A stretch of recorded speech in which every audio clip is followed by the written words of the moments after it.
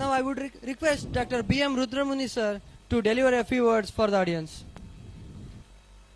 Vishwajyothi Montessori ಶಾಲೆ ಇವತ್ತು 6ನೇ ವಾರ್ಷಿಕೋತ್ಸವ ಆಚರಣೆ ಮಾಡ್ತಾ ಇದೆ.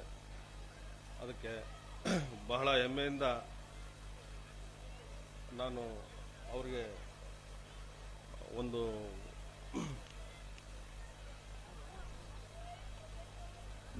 ಅಭಿನಂದನೆಗಳನ್ನು ಸಲ್ಲಿಸುತ್ತಾ ವೇದಿಕೆ ಮೇಲೆ ಇರ್ತಕ್ಕಂಥ ಗಣ್ಯರಿಗೆ, ಬಸವರಾಜ ಪಾಂಡವರಿಗೆ ಹಾಗೂ ರವಿಕುಮಾರ್ ಅವರಿಗೆ ಹಾಗೂ ನನ್ನ ಆತ್ಮೀಯ ಗೆಳೆಯನಾದ NG ಲಿಂಗಣ್ಣ ಅವರಿಗೆ ಈ ಮಾಂಟೆಸರಿ ಶಾಲೆ ಬಗ್ಗೆ, ಮಾಂಟೆಸರಿ ಪದ್ಧತಿ ಬಗ್ಗೆ ಒಂದೆರಡು ಮಾತು ಹೇಳ್ತೇನೆ. ಡಾಕ್ಟ್ರು ನಿಮಗೆ ಆಲ್ರೆಡಿ ಸ್ವಲ್ಪ ವಿವರವಾಗಿ ತಿಳಿಸಿದ್ದಾರೆ. ಈಗ 6 ವರ್ಷದ ಕೆಳಗಡೆ ಈ ಮಾಂಟೆಸರಿ ಪದ್ಧತಿ ನಾವು ಆಮೇಲೆ ಎಲ್ಲ ಈ ಸಂಸ್ಥೆಯವರು ನಾವು ಎಲ್ಲ ಕಲಿತು ತಗೊಂಡು ಬಂದಿರೋದು. ಅಂದ್ರೆ ಈ ಪದ್ಧತಿಯನ್ನ ಅಳವಡಿಸಿದರೆ ಮಕ್ಕಳಲ್ಲಿ ಏನಾದರೂ ಬದಲಾವಣೆ ಆಗಬಹುದು ಅಂತೇಳಿ ಒಂದು ಉದ್ದೇಶಪೂರ್ವಕವಾಗಿ ಈ ಪದ್ಧತಿಯನ್ನ ಅಳವಡಿಸೋದಕ್ಕೆ ನಮ್ದು ಒಂದು ಶಾಲೆಯನ್ನ ನಾವು ತೆರೆದಿದ್ದೇವೆ. ಅವರು ಎಲ್ಲರೂ ಸಹಕಾರದಿಂದ ಈ ಒಂದು ಮಾಂಟೆಸರಿ ಪದ್ಧತಿಯನ್ನ ಒಂದು ಒಳ್ಳೆ ಒಂದು ಪದ್ಧತಿ ಅಂತೇಳಿ ನಾವು ತಗೊಂಡಿದ್ದೇವೆ. ಮಾಂಟೆಸರಿ ಪದ್ಧತಿಯಲ್ಲಿ ಮಕ್ಕಳ ಬೆಳಿಬೇಕಾದ್ರೆ ಬಹಳ ಡಿಸಿಪ್ಲಿನ್ ಮತ್ತು ಅವರು ಇಂಡಿಪೆಂಡೆಂಟ್ ಆಗಿ ಬೆಳೆಯೋದಕ್ಕೆ ಒಂದು ಅವಕಾಶ ಇರುತ್ತೆ.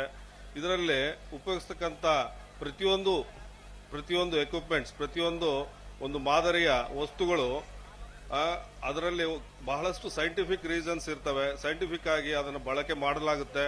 ಅದರಲ್ಲಿ ಒಂದು ಈ ಬೇರೆ ಒಂದು ಪದ್ಧತಿಯಲ್ಲಿ ನಡೆಸ್ತಕ್ಕಂಥ ಒಂದು ಶಿಕ್ಷಣದಲ್ಲಿ ಇದರಲ್ಲಿರ್ತಕ್ಕಂಥ ಶಿಕ್ಷಣದಲ್ಲಿ ಬಹಳ ವ್ಯತ್ಯಾಸ ಇದೆ.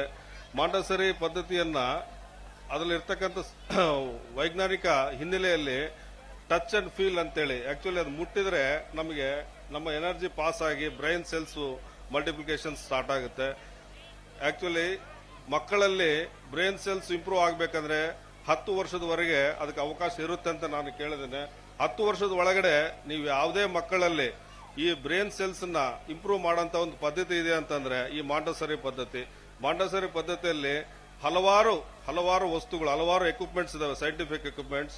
ಆ ಎಕ್ವಿಪ್ಮೆಂಟ್ಸ್ ಮುಖಾಂತರ ತಿಳಿಸುವಂತದೇ ಒಂದು ಎಜುಕೇಶನ್ ಸಿಸ್ಟಮ್ ಇದು. ಈ ಸಿಸ್ಟಮ್ ಅಲ್ಲಿ ಬೆಳೆದಂತ ಮಕ್ಕಳು ಮುಂದೆ ಅತ್ಯುನ್ನತ ಪದವಿಗೆ ಹೋಗ್ತಾರೆ ಅಂತೇಳಿ ನಾನು ಹೇಳಬಲ್ಲೆ. ಯಾಕಂದ್ರೆ ನೀವು ಮಾಂಟೆಸರಿ ಪದ್ಧತಿಯಲ್ಲಿ ಇರ್ತಕ್ಕಂಥ ಮಕ್ಕಳು ಬೇರೆ ಸ್ಕೂಲಲ್ಲಿ ಇರ್ತಕ್ಕಂಥ ಮಕ್ಕಳಿಗೆ ನೀವು ಕನಿಷ್ಠ 2 ವರ್ಷ 3 ವರ್ಷ ಆದ್ಮೇಲೆ ನೀವು ಅವರನ್ನ ಕಂಪೇರ್ ಮಾಡಿ ನೋಡಿ. ನಮ್ಮಲ್ಲಿ ಕಲಿತಂತ ವಿದ್ಯಾರ್ಥಿಗಳಿಗೆ